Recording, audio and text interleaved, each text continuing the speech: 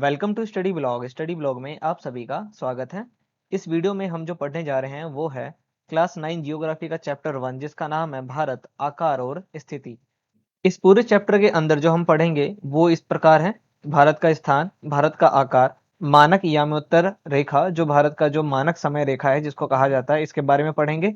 भारत और विश्व के बारे में पढ़ेंगे और अंत में भारत के पड़ोसी के बारे में पढ़ेंगे, यानी कि भारत के पड़ोसी देशों के बारे में पढ़ेंगे। तो सबसे पहले हम जान लेते हैं भारत की स्थिति के बारे में, ठीक है। तो देखिए ये भारत की स्थिति है, मैप के अंदर दिखाया गया है। यहाँ पर इसमें कुछ पॉइंट जो है वो बताए गए हैं, जैसे कि ये वाला पॉइंट, ठीक है, ये वाला पॉइंट जो सबसे इधर वाला हिस्सा है हमारा भारत का। फिर ये अप साइड डाउन साइड जो पॉइंट है, जैसे कि ये 80 degree 4 minute, 37 degree 6 minute north, ठीक है। इसके बारे में अभी हम पढ़ेंगे कि ये सारी चीजें क्या हैं। और यहाँ पर देख रहे हैं आप ईस्ट साइड में 97.25 डिग्री ईस्ट में। तो भारत ईस्ट में 68 डिग्री 7 मिनट से लेकर के 97 डिग्री 25 मिनट तक फैला हुआ है। और नॉर्थर्न रीजन के अंदर यानी कि उत्तरी क्षेत्र में 8 डिग्री 4 मिनट से लेकर के 37 डिग्री 6 मिनट तक फैला हुआ है, यानी इंदिरा कोल से लेकर के इंदिरा पॉइंट तक फैला हुआ है, ठीक। आगे देखिए क्या बताया गया भारत की स्थिति के बारे में।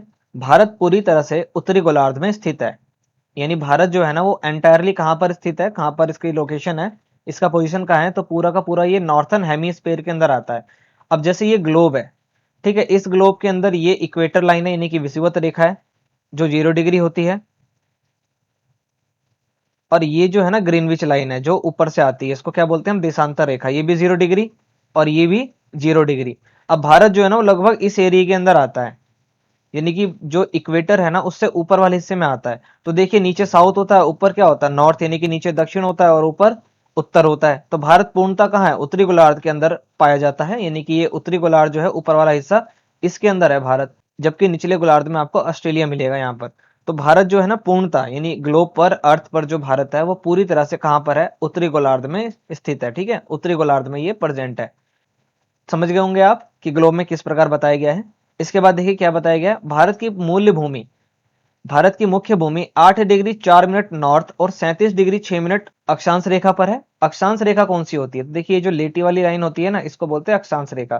तो ये तो विषुवत रेखा होगी, यानी विषुवत अक्षांश रेखा है। इसके ऊपर जाता है 23.5 डिग्री का कर्क रेखा, ठीक है। तो भारत को जो कर्क रेखा होती है ना वो लगभग दो हिस्सों में डिवाइड करती है। यहाँ पर ये ग्रीन वाली लाइन देख रहे हैं आप, ये जो जा रही है ये भारत को लगभग दो हिस्सों में डिवाइड करती है। और ये कितने डिग्री पर है, तो ये 23.5 डिग्री पर है, ठीक है। और यहां से इक्वेटर जाता है इसके नीचे से, तो इक्वेटर से तो ये ऊपर है लेकिन कर्क रेखा इसके बीच में से गुजरती है। तो यही बताया गया है कि भारत का जो ये वाला पॉइंट है ना, यहां से लेकर के भारत यहां तक, यहां से लेकर के यहां तक, कहां से कहां तक फैला हुआ है, तो 8 डिग्री 4 मिनट से लेकर के 37 डिग्री 6 मिनट नॉर्थ में है, ये नॉर्थ वाली पोजीशन होगी। अब जैसे ये ग्लोब है तो ग्लोब के अंदर नॉर्थ साउथ ऊपर की तरफ होते हैं ना, ऊपर की तरफ नॉर्थ हो गया, नीचे की तरफ साउथ हो गया। जब इक्वेटर लाइन खींची जाती है तो ये पूरे ग्लोब को दो हिस्सों में डिवाइड कर देता है, ऊपर वाला हिस्सा होता है नॉर्थ वाला और नीचे वाला हिस्सा होता है साउथ वाला। तो भारत तो इस वाले एरिया में प्रेजेंट है। तो इक्वेटर के हिसाब से यानी कि अक्षांश रेखा के हिसाब से तो भारत तो आ गया हमारे नॉर्थर्न रीजन के अंदर, लेकिन यहीं पर 0 डिग्री देशांतर रेखा भी तो होती है जिसको हम क्या बोलते हैं, ग्रीनविच लाइन। तो ये 0 डिग्री होती है। तो देखिए ये भी क्या करता है, ग्लोब को दो हिस्सों में डिवाइड करता है, ईस्ट के अंदर और वेस्ट के अंदर। तो इसके अकॉर्डिंग भारत ईस्ट डायरेक्शन के अंदर होता है, यानी कि ग्रीनविच लाइन के अकॉर्डिंग भारत जो है वो ईस्टर्न हिस्से में आता है और इक्वेटर लाइन के अकॉर्डिंग भारत नॉर्थर्न हिस्से में आता है। तो ग्लोब के अंदर भारत की पोजीशन क्या है, नॉर्थ ईस्ट में आता है ग्लोब के अंदर। तो ग्लोब के अंदर भारत की पोजीशन क्या है, नॉर्थ ईस्ट, ठीक है, यानी उत्तर पूर्व के अंदर भारत जो है ग्लोब में प्रेजेंट है, यानी पृथ्वी पर भारत उत्तर पूर्व की तरफ है, ठीक है। तो यहाँ पर उत्तर का इसका बता दिया आपने, यानी कि नॉर्थर्न रीजन में ये कहा है 8 डिग्री 4 मिनट नॉर्थ से लेकर के 37 डिग्री 6 मिनट नॉर्थ तक ये फैला हुआ है। और ईस्ट में देखिए, क्योंकि ये ईस्टर्न हिस्से में है, वेस्टर्न हिस्से में तो नहीं है, ये वाला वेस्टर्न हिस्सा होता है, तो इसमें तो भारत नहीं है, ईस्टर्न वाले में है। ये है ना ईस्टर्न वाला हिस्सा, इसके अंदर है भारत। तो देखिए इसमें कहां से कहां तक फैला हुआ है, तो 68 डिग्री 7 मिनट ईस्ट से लेकर के 97 डिग्री 25 मिनट ईस्ट देशांतर रेखा के बीच ये फैला हुआ है। देशांतर रेखा का मतलब होता है लॉन्गिट्यूड। तो ये आपको ध्यान रखना है, ये आपसे पूछा जा सकता है। अगर आपको समझने में दिक्कत हो रही है कि ग्लोब में किस तरह से पहचाना जाता है, तो यहाँ पर आई बटन पे, इस जगह पर आई बटन पर मैं आपको एक वीडियो का लिंक दे दूंगा जिसका नाम होगा ग्लोब, ठीक है। ये ग्लोब चैप्टर है, इस वाली वीडियो को आप देख लेना, आपको आसानी से पता चल जाएगा कि ग्लोब पर किसी भी देश को किस तरह से दर्शाया जाता है, किस तरह से उसकी दूरी मापी जाती है, ठीक है। किसी भी तरह की कोई भी दिक्कत नहीं होगी इसके अंदर बिल्कुल भी। आगे देखते हैं आगे क्या बताया गया इसमें। तो देखिए आगे लिखा हुआ है कर्क रेखा, जिसको अंग्रेजी में क्या बोलते हैं, ट्रॉपिक ऑफ कैंसर। तो कर्क रेखा 23 डिग्री 30 मिनट नॉर्थ, इसको कहते हैं हम 23.5 डिग्री नॉर्थ में से, क्योंकि इंडिया जो है वो तो एंटायरली किस स्पेयर के अंदर आता है, नॉर्थन स्पेयर में आता है। जो भारत है वो पूरी तरह से उत्तरी गोलार्ध का हिस्सा है ना, उत्तरी गोलार्ध में आता है वो। तो भारत में से कर्क रेखा जो है ना वो 23.5 डिग्री नॉर्थ से निकलती है। ये भारत को लगभग बराबर दो भागों में विभाजित करती है। ये दिख रहे हैं यहाँ पर, ये जो ग्रीन लाइन जा रही है ये कर्क रेखा, इसको अंग्रेजी में क्या बोलते हैं, ट्रॉपिक ऑफ कैंसर। ठीक है, अब ये जो लाइन है लगभग भारत को दो हिस्सों में डिवाइड कर देती है। अब इसमें से सवाल आपसे ये पूछा जाता है कि भाई ये जो लाइन जा रही है, ये देखिए एक स्टेट ये रहा, एक स्टेट ये रहा, ये रहा, फिर ये रहा एक स्टेट, यहाँ से भी जा रही है लाइन, इस स्टेट से जा रही है लाइन, यहाँ से जा रही है लाइन, फिर देखिए यहाँ पर थोड़ा सा हिस्सा है, और फिर ये 8 स्टेट हैं टोटल। ये 8 स्टेट्स के नाम पूछे जाते हैं आपसे कि भाई ये 8 स्टेट कौन से हैं जहां से ये लाइन जो है वो पास होती है। तो इसको देखना पड़ेगा कि भाई ये 8 स्टेट कौन से हैं, इसको आप कैसे याद रख सकते हैं। तो देखिए इसके लिए बहुत ही आसान सा एक शॉर्ट ट्रिक है, तो उसको आप देखिए एक बारी, और उसके बाद मैं आपको इसकी फुल फॉर्म भी बताऊंगा, यानी कि इन 8 स्टेट के नाम भी बताता हूं कैसे आप याद रख सकते हैं इसको। तो देखिए पहले तो ये क्या है, तो देखिए इन 8 जो स्टेट हैं इनको इस नाम से, ये जो 8 स्टेट हैं इनको इस ट्रिक से याद रखा जा सकता है। क्या है, मित्र पर गमछा झार। ठीक है, अब देखिए अब हम इससे 8 स्टेट के नाम पहचानते हैं। तो देखिए पहला है मी।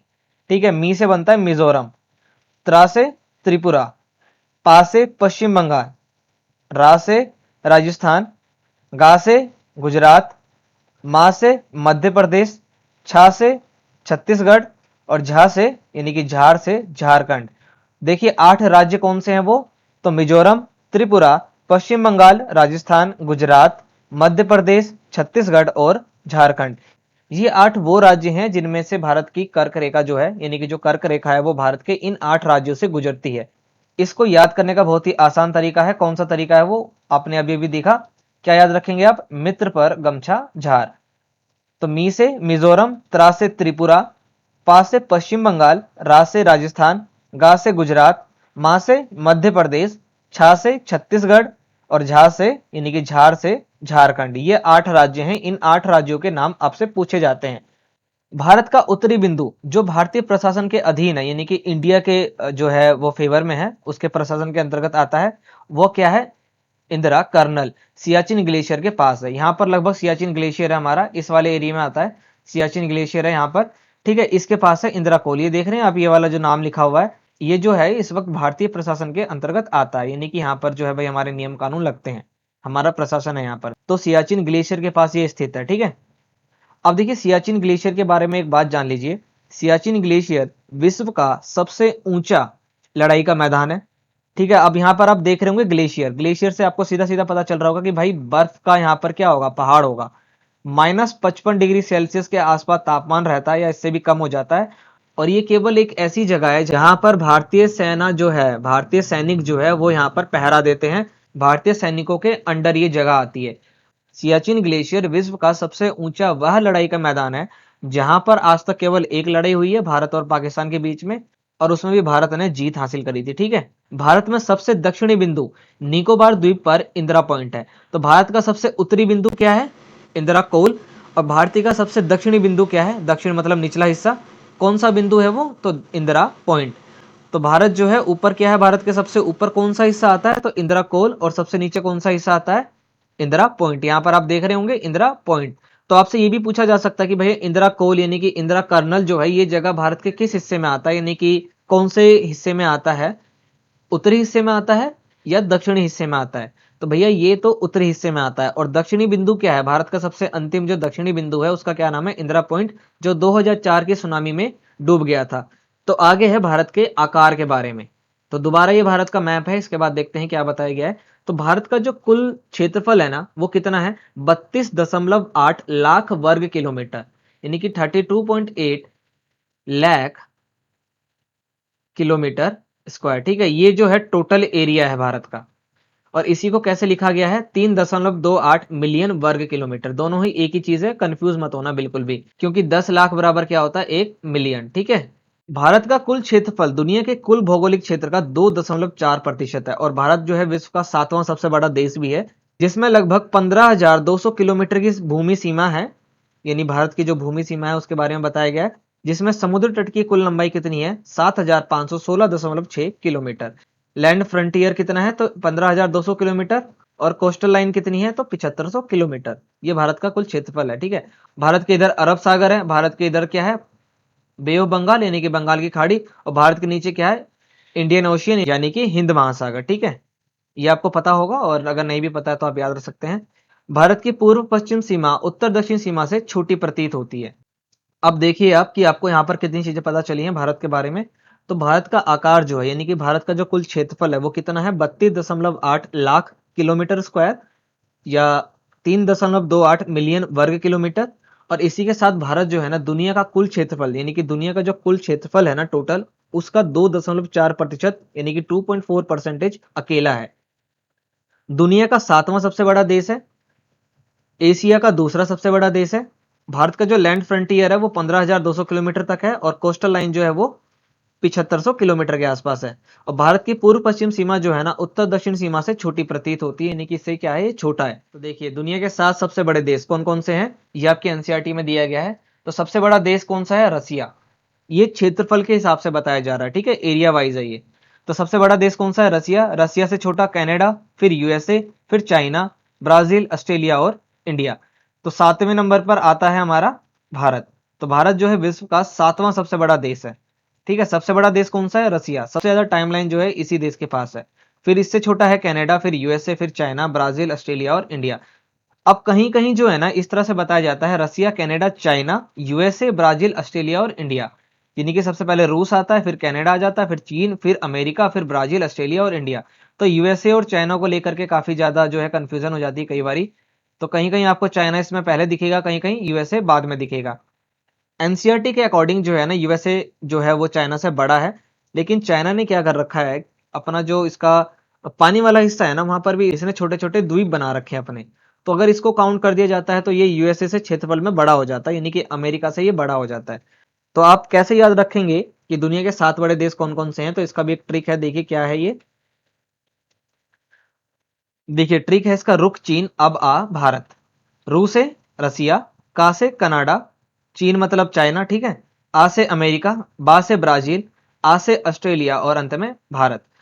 तो सबसे पहले रूस, फिर कनाडा, फिर चीन, उसके बाद देखिए अमेरिका, फिर ब्राजील, ऑस्ट्रेलिया और अंत में भारत। लेकिन आपकी एनसीईआरटी में क्या है अमेरिका जो है वो पहले है और चीन जो है वो बाद में है।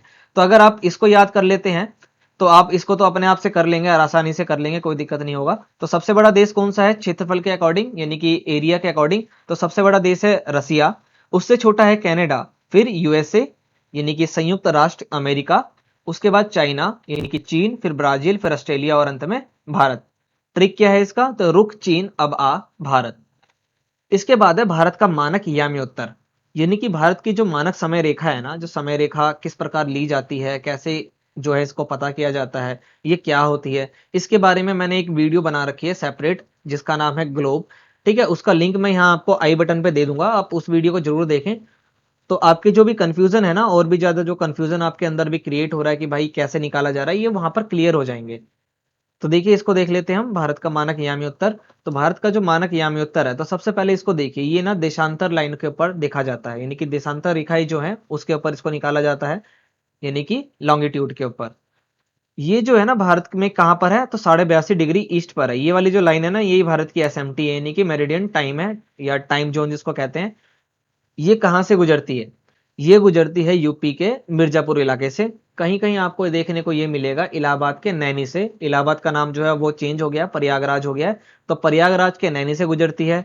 आपकी एनसीईआरटी में क्या लिखा हुआ है, यूपी के मिर्जापुर से जाती है लाइन, ठीक है। ये वाली लाइन, ये 82.5 डिग्री पे, ये वाली जो लाइन दिख रही है ना आपको, ये वॉयलेट कलर की, इस लाइन की बात कर रहे हैं। ये कितने डिग्री पर है, तो 82.5 डिग्री पर है। गुजरात से अरुणाचल प्रदेश तक 2 घंटे का समय अंतराल रहता है। ये देखिए यहाँ पर है गुजरात और यहाँ है अरुणाचल प्रदेश।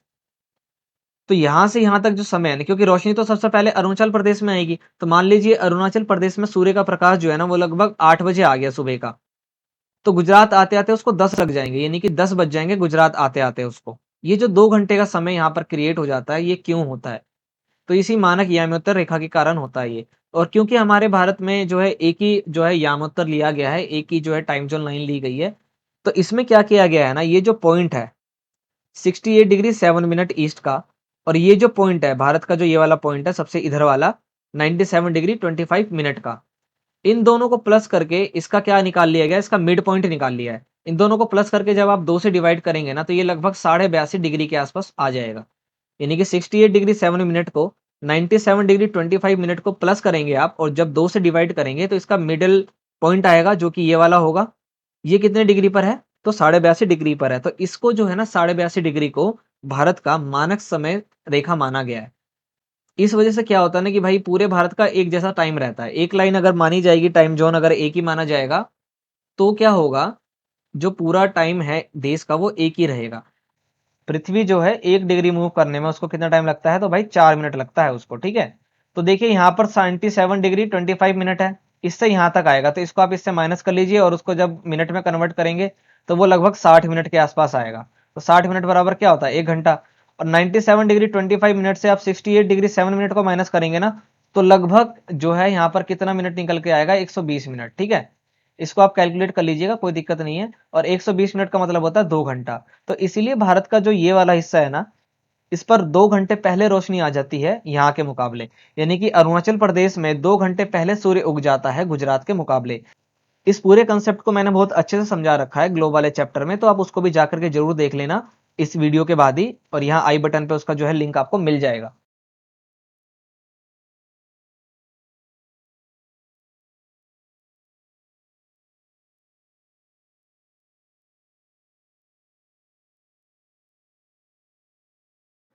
अगर आपको ये वीडियो अच्छी लगी है तो वीडियो को लाइक करें, ज़्यादा से ज़्यादा शेयर करें ताकि सभी बच्चों को इसका लाभ मिल सके। चैनल पर अगर आप नए आए हैं तो चैनल को सब्सक्राइब करना बिल्कुल भी ना भूलें। सब्सक्राइब करके बेल आइकन को जरूर ऑन करें ताकि आने वाली वीडियोस की नोटिफिकेशन आपको टाइम पर मिल सके। मिलते हैं नेक्स्ट वीडियो में नए टॉपिक के साथ, तब तक के लिए जय हिंद।